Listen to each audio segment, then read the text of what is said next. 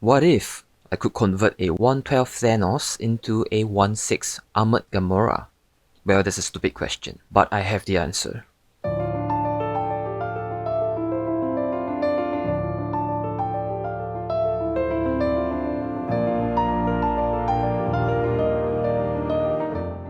Hey guys, I am ZW and I turn people into figurines. Unfortunately, there will not be any ZBrushing today because I have already sculpted a smirking Gamora from scratch, and that project left me with a full Gamora figure without accessories. So why not add some to it? But first, let's go down memory lane and see why we were even in this state. When I first bought this Gamora from a local collector, I did open and check it, but only the arms because there has always been this hoo-ha about rubber arms cracking. So that was the only thing I verified before closing the deal. Then when I returned home, this happened. I was definitely feeling a little blue at that point in time. Yes, it's flaking all over and we have to fix this or she'll turn into Nebula at the end of the day. The thing about flaking faux leather is that it's layered on top of real cloth, so there is no need to replace the outfit entirely. We could just rub and peel the faux leather off and leave the cloth behind. It also really doesn't matter what it looks like because the armor pieces will cover it up in the end. That's the motto I live by. If I don't see it, it doesn't matter. The weird thing is, right now when I handle the suit, it doesn't dye my fingers blue anymore, which makes me wonder what the previous owner was doing with the figure to make the leather deteriorate so badly, cause I have honestly never heard of flaking on Gamoras from the community, only Star-Lords. But I guess it still looks decent considering that the design of the suit is still intact. Now it's time to take a look at our victim, a knockoff SH Figuarts Thanos. This costs about $30. I think it's worth it considering the amount of time it could potentially save me. From 3D printing and sanding, maybe? You might be wondering, how does a 112 scale Thanos turn into a 1/6 scale Gamora? Come, let me bring you on a journey of my brilliant discovery. When I look at my 1/6 scale Thanos, it looks crazy big. So I was curious if a 112 scale Thanos would be so large in that scale that it almost reaches the size of a 1/6 scale figure. Well, obviously it's significantly shorter than a male figure, but it's only slightly shorter than a female figure. And fortunately, his armor parts appear to fit well, so let's dismantle this shit. When I first saw this concept art, I was captivated by it, and when I saw her in action in the trailers, I was certain that I would turn it into reality. And as a 3D sculptor, my first instinct was to 3D print it, so I found some game model of Thanos and was planning to scale it down to fit a female body. It sounds simple, but it's not. Questions started to swarm my brain. How do I know how big a 1/6 scale body is in digital space? Do I really want to go through all the trial and error? Or the reprinting? Of course not!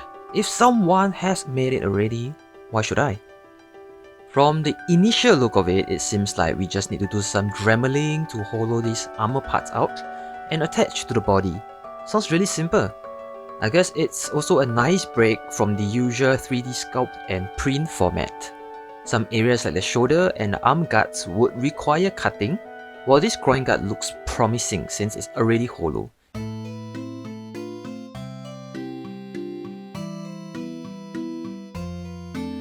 Let's start with the groin guard, the easiest part of them all. Just a little snip snap here and it should be ready. There is something I really like about this groin piece, and that's the fact that it's flexible. I could never 3D print something so flexible, so that's a win. Now the torso, I really am avoiding the need to use a Dremel cause most people don't have one and I just hate how dusty it gets. So more snipping, I guess. This part isn't that hard since I could just split them apart and cut out the center.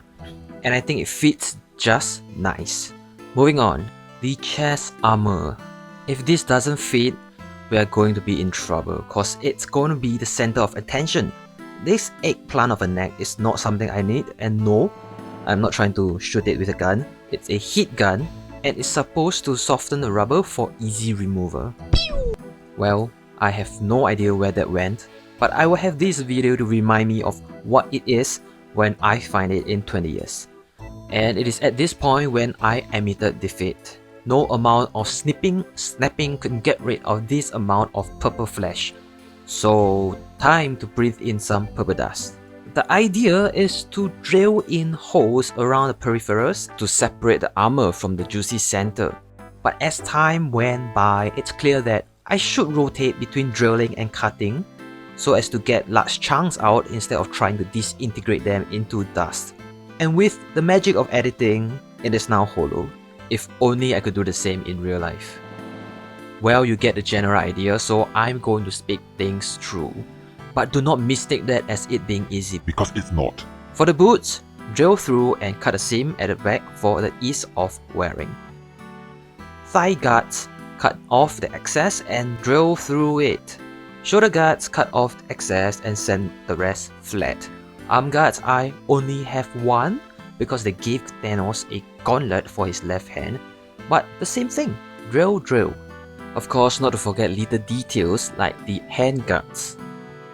Come think of it, the knee guards should be on her knees really. So snip snap. Don't worry, I will paint this purple away later on. The very next evening. Yep, this took a bit longer and a lot more blisters than expected. So I took a break before coming back again. Please hold while I clean this up.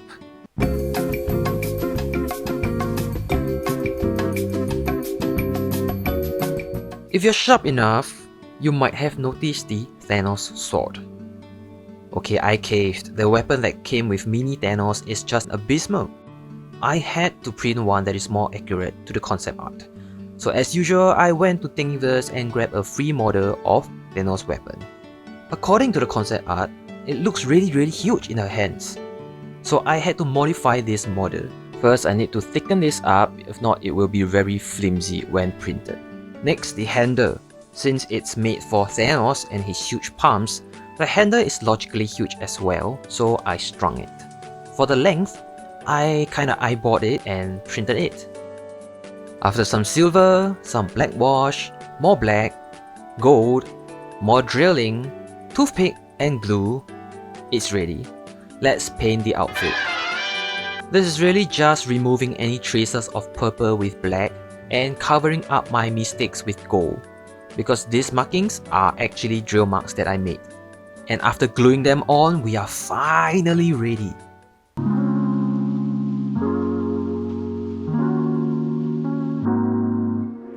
Honestly, I love it, but I would definitely not do it again. Do I recommend it? Maybe. It is a good alternative if you don't have a printer. The drilling and the sanding is so tedious and probably a bit toxic because of the melting rubber.